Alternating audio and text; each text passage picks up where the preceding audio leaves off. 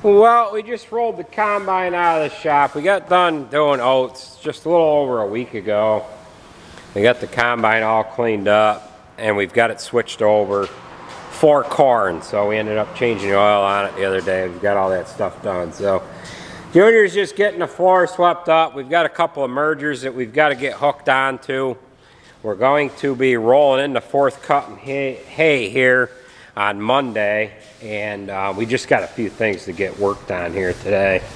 This is a Ingersoll 185 compressor. We're working on it now, and I've got to replace the fuel shutoff solenoid in the injection pump. It's been blowing fuses, and the solenoid itself is it's cracked. So we're going to pull the top off this injection pump, and I'm going to put some new parts into it, and hopefully we get this thing taken care of. We use it to blow the radiators out on the trucks. We blow the blade tractor off every night, and then if I can get home with the chopper, I use this to blow the chopper off. So I kind of need it going. So let's get that apart, roll our rebuild kit into it, and hopefully it takes care of the problem that we're having with this. Alright, so I've got my wire terminal is loose.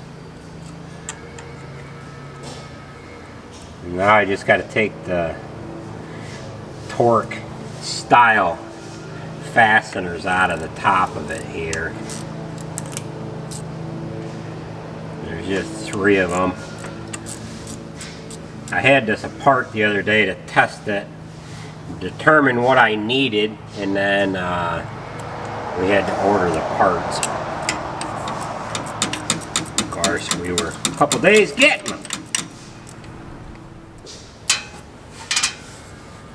Alright, we'll just lift that off in there. So that's all that is. Well, you can see this is, yeah, it smells like a capacitor. Take a good whiff of that. Smell it?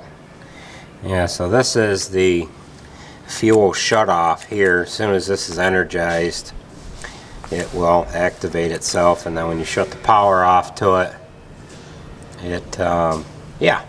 So hopefully the kit that I have is the right one. So we're going to pull this apart, put a new solenoid in there. So alright, so here is the rebuild kit for it, which I'm not going to need all these parts. I just need an O-ring for the cover. And here is the solenoid itself. That's all that is there. So I just got to take these 2 terminal lugs here off, and should be able to set that, pull that old one out, set this new one right in there.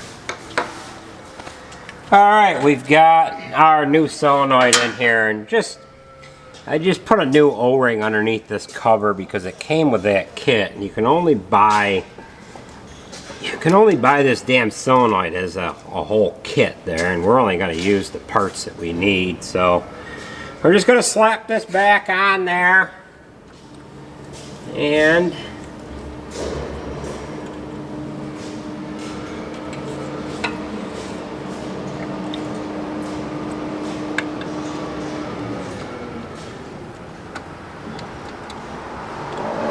place like so.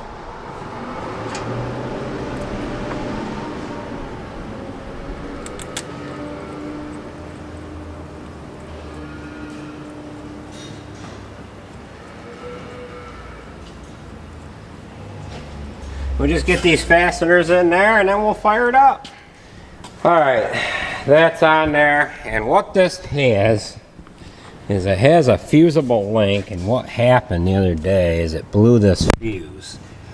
There's a fusible link right here, and then the way that works, the oil pressure sending unit, temperature sending unit, all work off of that fuse there, and then that's linked to the solenoid on the injection pump. So if you get if it gets too hot, or if you lose oil pressure, it'll shut it down by blowing that fuse. So all it has is the rocker switch here, and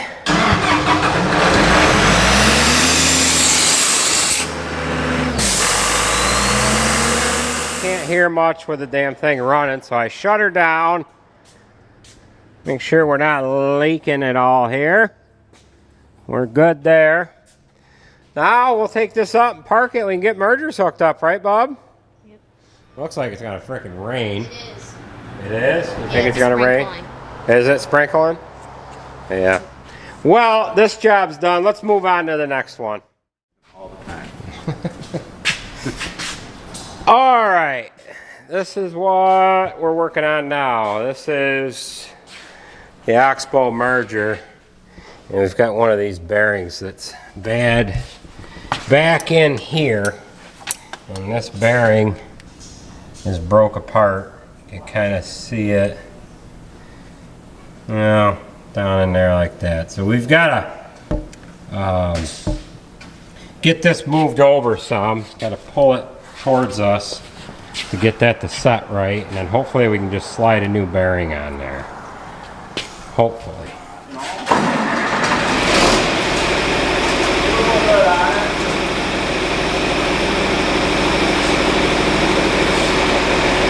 Good eye at it.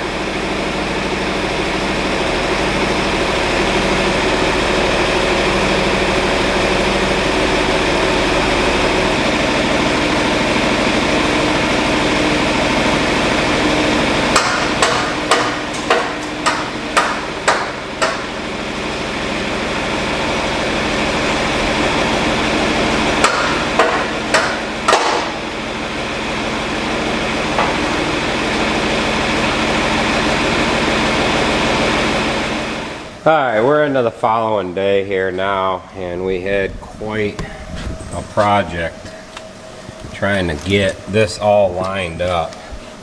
But we've got the new bearing on this one side, that black piece right down and right there. We've got the new one on there. Now we've got to line things up to get the bearing on the left-hand side. Now, this has a float cylinder on it, that vertical cylinder right there, and there's an accumulator on it. And we're not sure if maybe there's something going on with that float cylinder as to the reason why this bearing here broke on this side. Our shoes are wore off a lot thinner than the shoes that are on the wing. The shoes are sitting right on the floor there, and then here is the shoes on the wing. So we've got to look at that, but we've got to keep at getting this thing back together. We're going to have to get the tractor on the other side, hook a chain on here and pull it that way. It's kind of cocked in there now, and we'll try to get that bearing on over there. We had to release the oil pressure on that cylinder to get things to kind of line up, but it hasn't been too fun of a job here working on this. Yeah.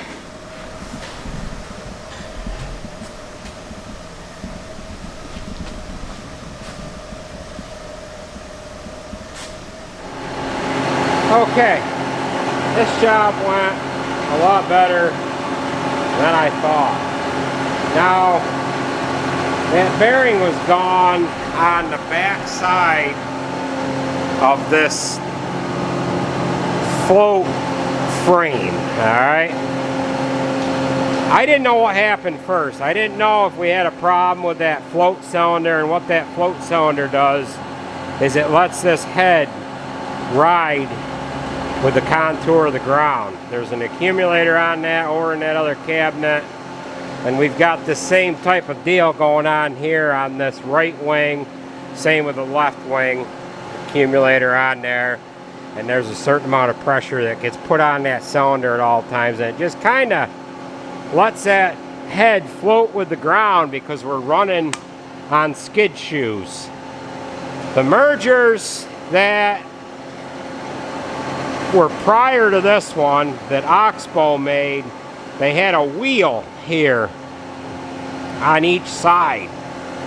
And they didn't do all that great because the wheels, the bearings would go on them and everything else. So they went to putting these shoes on there, but they needed to have some kind of a float to them so that it didn't just burn these shoes down to nothing.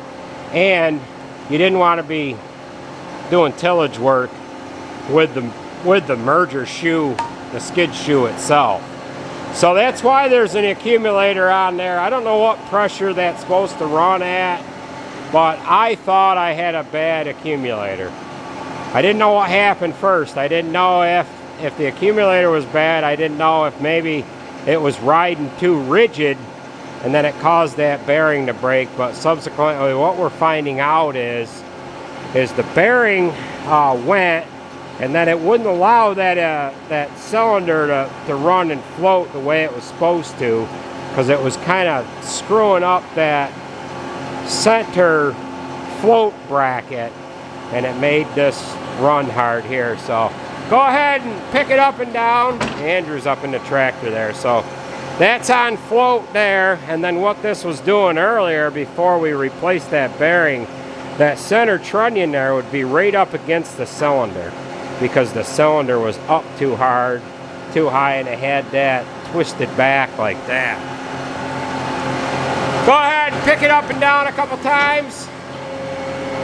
So that's in the raised position, and then go ahead and float it.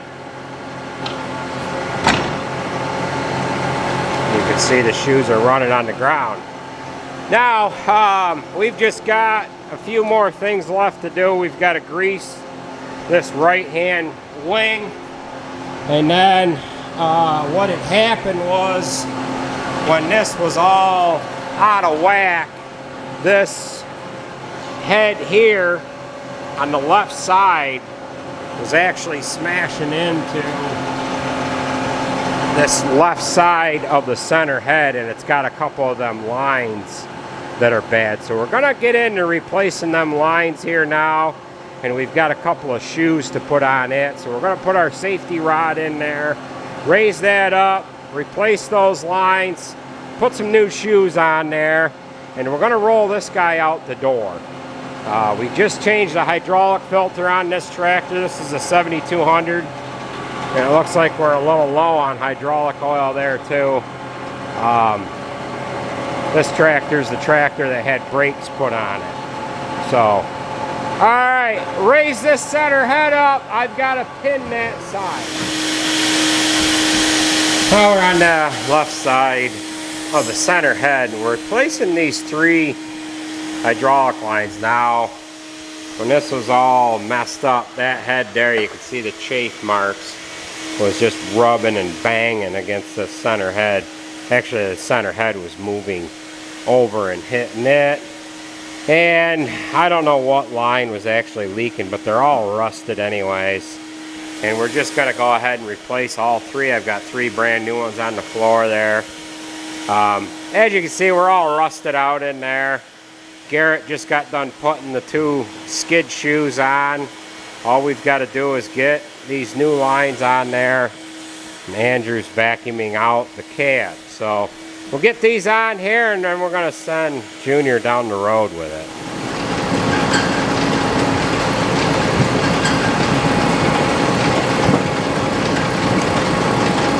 Okay, so we replaced all 3 of these lines. We're just running it now, making sure we don't have any leaks in there. But this cover was pushing on these lines. They were rusted quite a bit anyway, so we replaced all 3. I was hoping that we didn't have a motor that was leaking. So we've got that done. Now we're just going to put the cover on, and then that is going to finish up this job here.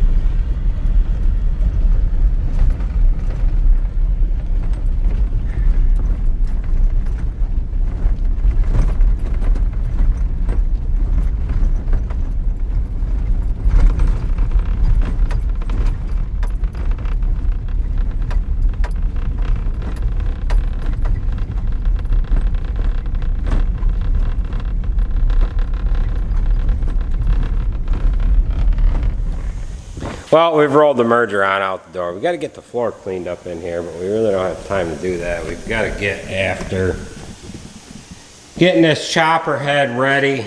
We're actually going to chop tomorrow, so we've got 3 sprockets to replace here. 1, 2, 3. They're kind of wallering up a little bit and kind of spinning inside the bearing. They're not working quite right. That seal's been popped out of this one for a while now, and every once in a while we'll just push it back in there. Take a little bit of grease, put it around in there, and push the seal back in. So we're going to start with the top one, get the chain loose, and then we just got to pull the bottom 2 off. All there is a snap ring that holds them on there. So hopefully they pull off relatively easy here, and we can roll in through a couple other things that I have to do to this. I've got to just run a grease gun around it, the chopper and the head, and run the knives through a sharpening cycle. So let's get this head done and get the chopper ready to roll, and hopefully it doesn't take us too long. We can get out of here at a decent time tonight. It is Sunday, and yeah.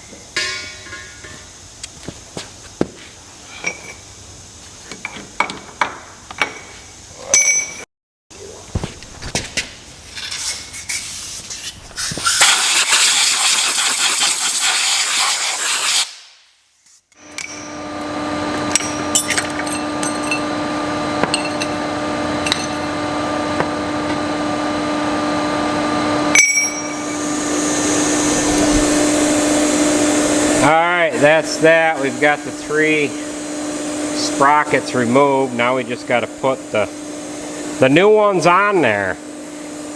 I've got a couple of grease lines, oil lines that I ended up melting, so I've got to get some new material for that. That's just little oilers that come into these wicks here, so looks like we're going to be oiling these chains by hand for a few days. Oh well.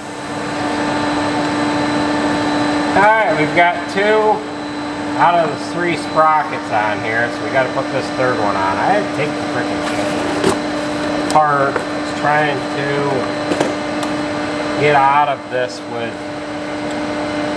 the least amount of steps here. So we've just got this last one to put on there.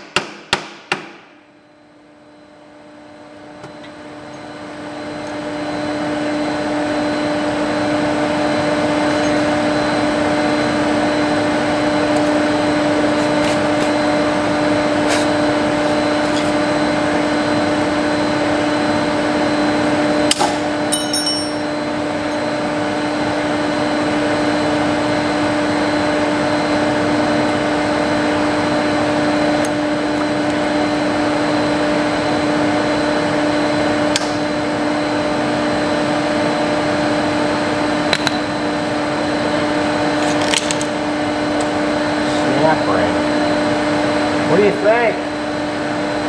She work good? Yeah, How's the hay? it's not horrible. Dry. Is It's it? dry in some spots, green in some spots. Good.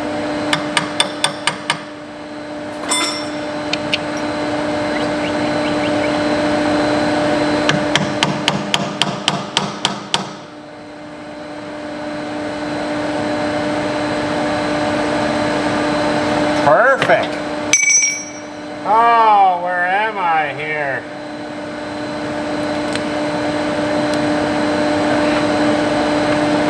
Oh, you son of a gun, you. This is gonna be real cute.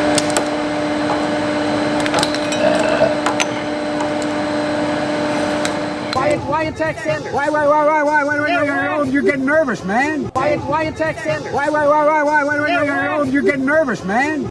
And he cut off a 6-foot length of chain. He folded up, he said, you walk out with that chain. And you walk to the car and say, you may cut me, man, but I'm going to wrap this chain around your head. If you agree with me, go to Joe 30330 and help me in this fight. Thank you very much. All right, we've got the chain back on there. Now we've just got to run this tensioner back here. If I can get it to go back. This eye bolt here like this. Oh, let's see here. This has got to hook on to here. Gotta get that out through. Like this. Oh, come on. Everything's got to be difficult.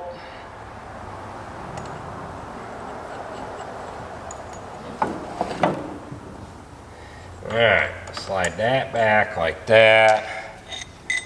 Should be able to shove this in through here, put that on there. Come on now. There. That's like that.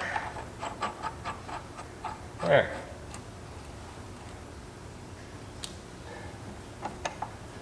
Goes against there. This up through here.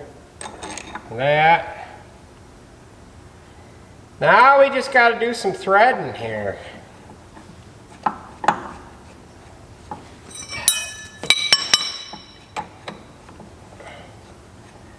Oh, Pittsburgh wrenches suck.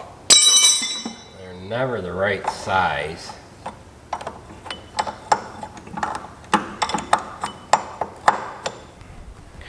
All right, we are just about ready to wrap things up here. Just got to put that shroud on the bottom. I'm going to run a grease gun around it quick, put the head on, and then I'm going to call it a night. I've got to sharpen the knives yet, but I do not like sharpening the knives and then letting the chopper sit overnight. So I can run a sharpen on them knives pretty quick here in the morning when I mix inoculant it up and give everybody the marching orders on the route that we're going to go in. So we'll get this wrapped up, just a couple minutes more on this, and we're going to call it quits for this video.